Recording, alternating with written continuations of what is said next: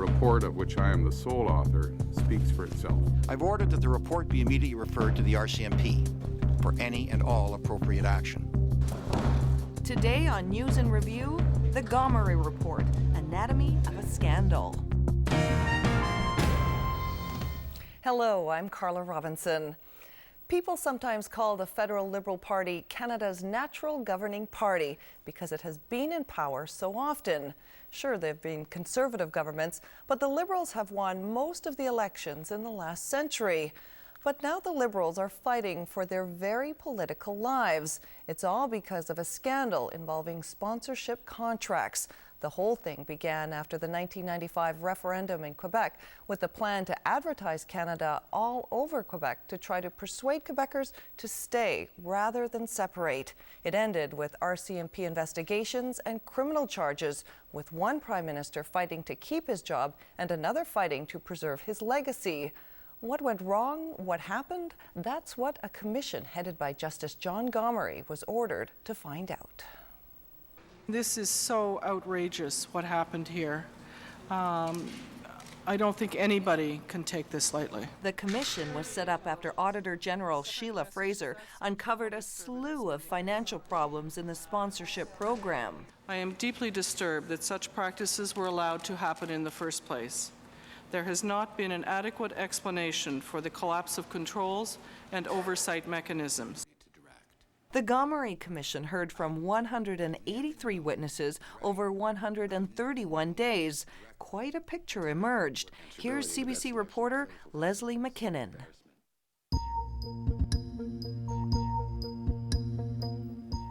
The story of the sponsorship scandal, live on television, had most of the elements of grand theater. Emotions were laid bare. Grown men wept.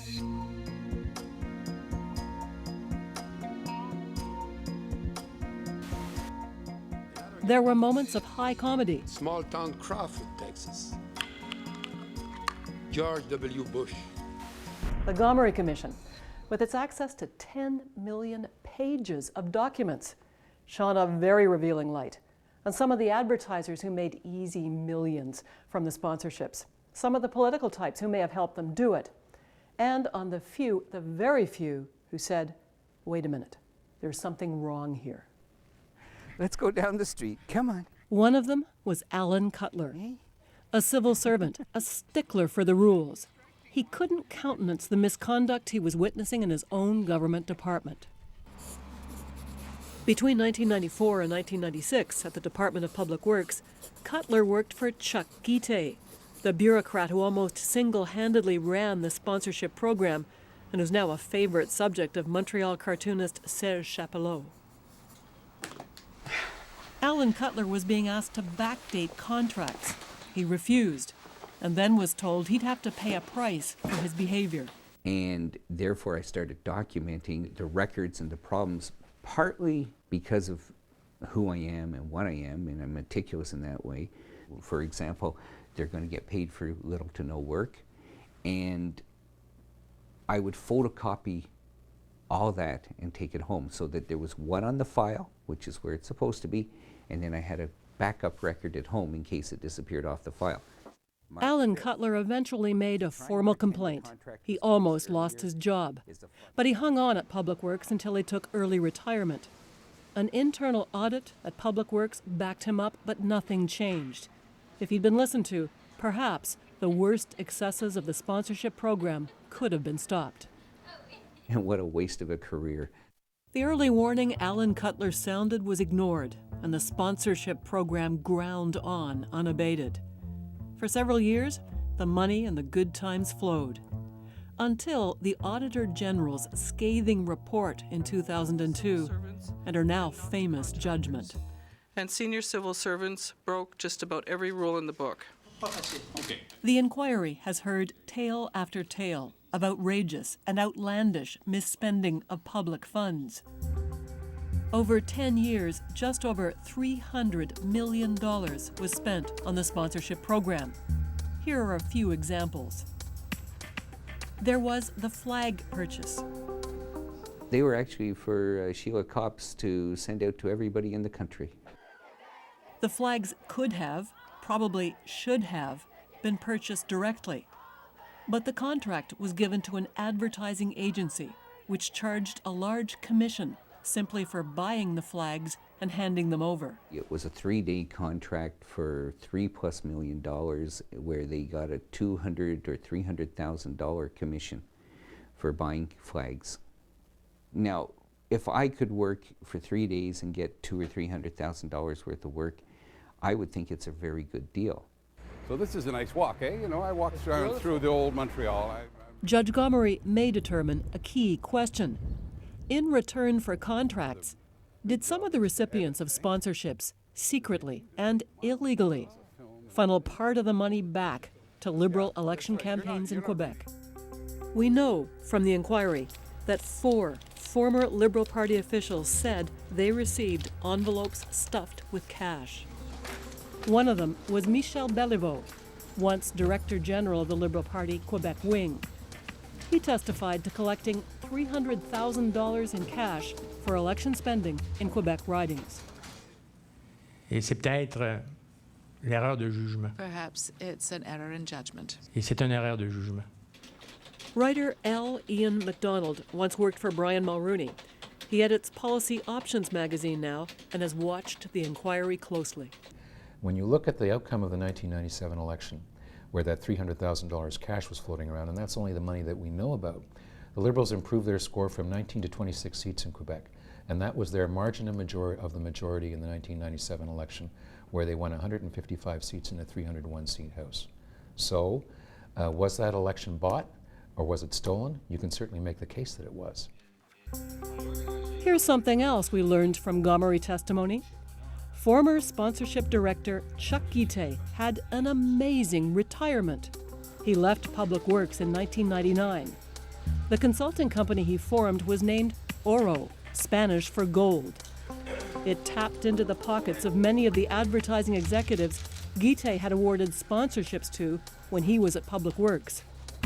In just over 3 years, Chuck Guite pulled in over $1 million, almost all in contracts from the ad men. But his retirement goldmine collapsed after the Auditor General's report in 2002. If you look at the revenue of Oro, it went from not bad to zero overnight. Right. Chuck Guite now spends part of his time at a ranch in Arizona. A question Judge Gomery may address is, how powerful was Chuck Guite? Did he alone choose the ad agencies? Did he alone decide the amounts of money they received? Guite testified he's not taking all the blame. There is no way under this roof that Chuck Guite personally, himself only, would run that program without any input, without any influence, without any direction from either Minister's office, the Prime Minister's office, Privy Council.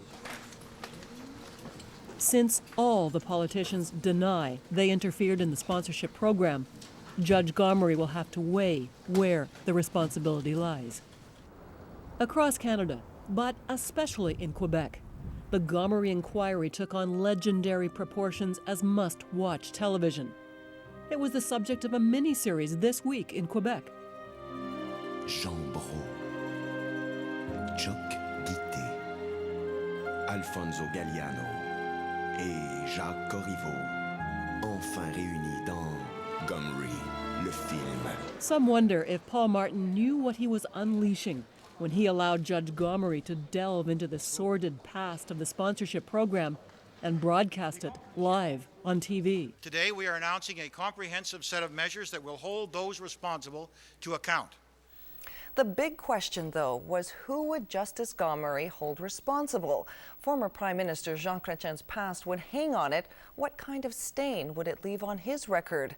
His successor, Paul Martin's future, would rest on it. Would he be in the clear? Susan Bonner has more on Judge Gomery's report. It landed pre-dawn as a political thriller, a plot laced with offenses, moral and legal, against Canadian taxpayers, with the chief political blame pointed at the highest political office in the land, the former Prime Minister, creator of the sponsorship program. But Jean Chrétien was having none of it. dismissing Justice John Gomery's inquiry as biased. It's a bit surprising that all the witnesses that could have said a nice thing about my administration were not invited. As though he'd anticipated the attack, Gomery stressed his findings are his own. The report, of which I am the sole author, speaks for itself. And it speaks harshly, blaming the former Prime Minister for refusing to relinquish control of the sponsorship program. Mr. Justice Gomery writes, since Mr. Chrétien chose to run the program from his own office and to have his own exempt staff take charge of its direction, he is accountable for the defective manner in which the sponsorship program and its initiatives were implemented. So I'm not to accept the blame for something is not true. And so, this fight moves to court, with Chrétien seeking a legal review of Gomery's findings. Gomery's report will be going somewhere else, too. I've ordered that the report be immediately referred to the RCMP for any and all appropriate action. Graced with a personal exoneration from Gomery, Prime Minister Paul Martin is still fighting to save his government and his party's reputation. I have instructed the party to immediately repay to the public purse the sum of $1.14 million, and I have asked the party to take steps to ban from party membership 10 individuals named in the report. I have instructed that 12 additions be made to the list of people and companies against which the federal government has filed suit to recover public funds. Martin refused to condemn his former boss, but he wouldn't defend him either. This is not an easy thing, but the fact is that the report of Mr. Justice Gomery is one that flows from the evidence. The opposition leader says it's simply time for the Liberal government to go. I can't think of any other parliamentary democracy where a scandal of this magnitude and this nature, where the Prime Minister was the chief financial officer of the country when it occurred, where that could pass without the fall of the government and the departure of that individual from public office. I can't perceive it. While Harper aims at Martin, Gomery focuses on Jean Chrétien's former friends and advisors. Alfonso Galliano, the former Public Works Minister. Gomery concludes Galliano interfered politically in the sponsorship program and became directly involved in decisions to provide funding to events and projects for partisan purposes having little to do with national unity. And on Chrétien's former chief of staff, Jean Pelletier, the man Chrétien designated to run the sponsorship program, Gomery says he bypassed the normal methods of administration and government programs and must have known that such a program of discretionary spending would be open to error and abuse. Justice Gomery's report should be a wake-up call. A wake-up call to focus on the broader culture, a culture of rewarding their well-connected friends that permeates today's Liberal Party. And when it came to the Liberal Party, Gomery aimed his most scathing finding directly at this man, longtime Chrétien friend and fundraiser Jacques Corriveau. Jacques Corriveau was the central figure in an elaborate kickback scheme by which he enriched himself personally and provided funds and benefits to the Liberal Party of Canada in Quebec. And Gomery says while there's no evidence Chrétien knew anything about it, Galliano must have known something about Corriveau's activities and must share the blame for them. A claim rejected outright by Alfonso Galliano today. I've never claimed that I was perfect. I'm sure that in my private or public life I might make a mistake, but I don't agree on what he's blaming me for. Gomery goes on to single out key Liberal organizers in Quebec for corrupt behavior and says the entire party in the province bears responsibility. 2 successive executive directors were directly involved in illegal campaign financing, and many of its workers accepted cash payments for their services when they should have known that such payments were in violation of the Canada Elections Act. I think it's a sad day, not only for Quebecers, but for Canadians also, having the Liberal Party using the card of national unity to adopt a very anti-democratic attitude. And how about the attitude of those advertising executives who exploited the program? A surprise finding about one of them. Jean Brault, the ad executive who cried on the stand, who told the tale of being asked to deliver cash-stuffed envelopes to Liberal operatives. While Gomery says Brault sought to purchase political influence, he also thanked him for his candid testimony. And then this central character. Gomery says the sponsorship scandal could not have happened without a man like Chuck Guite running it, willing to break or ignore rules. A man seen by others in the bureaucracy to be untouchable. Gomery writes, Mr. Guite, like Mr. Corriveau, seized upon the opportunity that the sponsorship program presented, with its complete lack of guidelines, criteria, and oversight. He exploited it to enrich himself by obtaining or arranging payoffs and kickbacks from the communication and advertising agencies to which the public works contracts were directed. A second Gomery report will make recommendations to ensure nothing like this can happen again. As for the political consequences, the opposition is hoping Canadians will make the Liberals pay in the voting booth. Paul Martin is hoping that the damage is done and that voters have moved on. And that's News in Review. I'm Carla Robinson. Thanks for watching.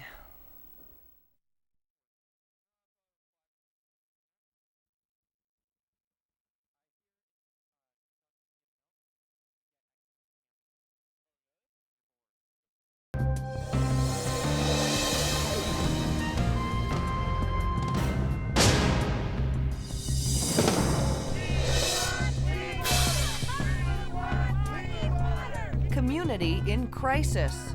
Our schools have been closed. Our nursing stations couldn't operate. A community in Northern Ontario struggles to get a basic need. The people want clean water. Right in Canada's backyard, we have third world conditions. Today on News in Review, toxic water, the Kaschechawan story. Hello, I'm Carla Robinson. It's the kind of thing many Canadians might expect to see if they were watching a TV show about some other part of the world, a place far away where children and their parents get sick because the water they drink is unclean.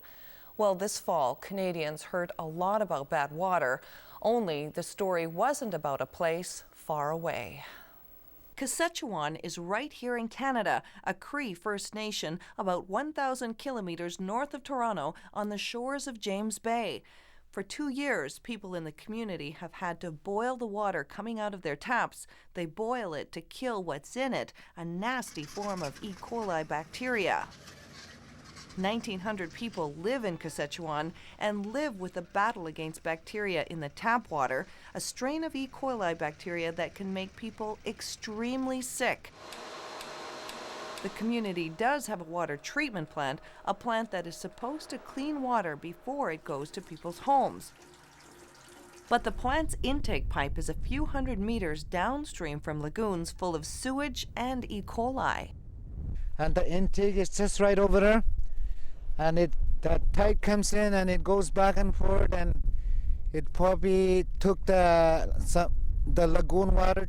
Health Canada told people it was okay to use water coming out of Kaschechawan's taps for bathing, but a doctor from the local hospital didn't think that was the best idea. He said chlorine in the tap water made skin conditions worse. As everybody knows who's been swimming, the first thing you do when you get in a swimming pool is when you get out, you have a shower to wash all the chlorine off.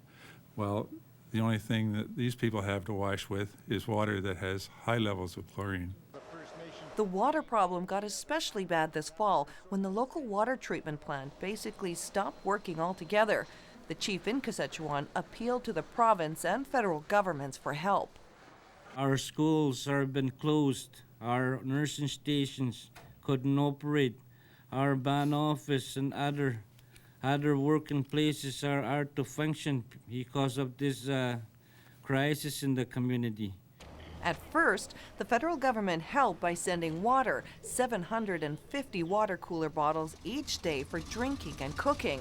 Then, from the provincial government, a more drastic solution. The province decided to move most of the people out of Kaschechawan. 1,000 people were flown out, sent to Sudbury, Timmins, and Ottawa. Here's the CBC's Ron Charles on the beginning of the evacuation. It is a mercy flight, an Ontario government plane bringing the sick from a remote Cree reserve on the western shores of James Bay. They are the first of 1,000 people evacuated from the community of Kaschechawan, arriving in Sudbury for medical treatment, escaping appalling living conditions and the water supply contaminated with high levels of E. coli. Rita Wynn hopes to get treatment for her grandson's persistent rash. I feel safe. Like comparing to when we were back home, like I don't think it was really safe for my family. When they came, they can't wait to come down to have some nice, clean, fresh water and better medical care. Kaschechawan has been plagued by problems for years. A shortage of housing has caused severe overcrowding, leading to all kinds of illnesses such as skin rashes that are rampant in Kaschechawan. You have a diarrhea and you have a rash. I am in a rash too. But it was when potentially deadly E. coli was found in the water supply 2 weeks ago that people began to consider an emergency evacuation. Aboriginal leaders say both the provincial and federal governments have known about the living conditions and the poor water quality for years. Right in Canada's backyard, we have third world conditions. That's right in their backyard, but at the same time, they're recognized as a very rich country with a good quality of life. We immediately reacted in doing everything that you can do in a circumstance like that, short of evacuation, because, as I say, that was the responsibility of Emergency Measures Ontario. The federal and provincial government spent 2 weeks